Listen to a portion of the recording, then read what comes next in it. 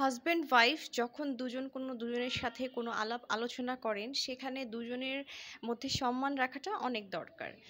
So যাতে সম্পর্কটা আমাদের ভালো থাকে। সো আমি আজকে ৩ টা পয়েন্ট বলবো, যে ৩ টা পয়েন্ট আমাদের মাথায় অবশ্যই রাখতে হবে যেকোনো আলোচনা করার ক্ষেত্রে বা যেকোনো যুক্তি তর্কের সময়। ১ম পয়েন্ট, আমরা মনে করি যে অনেক সময় আমাদের পার্টনার কিছুই বোঝে না। তার কাছ থেকে কোনো ভালো কিছু আমি আশা করছি না। নেগেটিভ ভেবে নিই। সো ১ম কথা, তাকে রেসপেক্ট করতে হবে, তার সম্পর্কে নেগেটিভ ভাবাটা বন্ধ করতে হবে।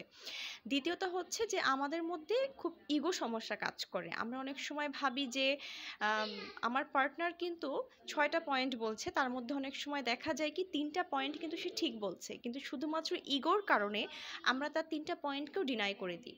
সো এরকম যেন না হয়, আমরা যেন অবশ্যই তার ৩ টা পয়েন্টকে জানাই যে হ্যাঁ, এই ৩ টা পয়েন্ট আমার পছন্দ হয়েছে কিন্তু বাকিগুলো আমার পছন্দ হয়নি।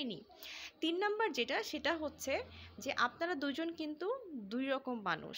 সো দুজনের মতামতে পার্থক্য থাকবে। আপনি যতই একটা সুন্দর ফ্যাক্ট দাঁড় করান না কেন, আপনার পার্টনার সেটা ডিনাই করতেই পারে। সো সেখানে জোর করে সেটাকে এস্টাবলিশ করার জন্য এত অবাক হওয়ার বা সিন ক্রিয়েট করার কিছু নেই যে আমি যেটা বললাম সেটা তুমি ডিনাই করো কিভাবে।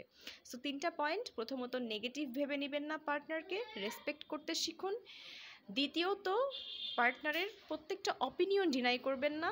তৃতীয়ত, নিজের অপিনিয়ন দাঁড় করানোর চেষ্টা করবেন না জোর করে।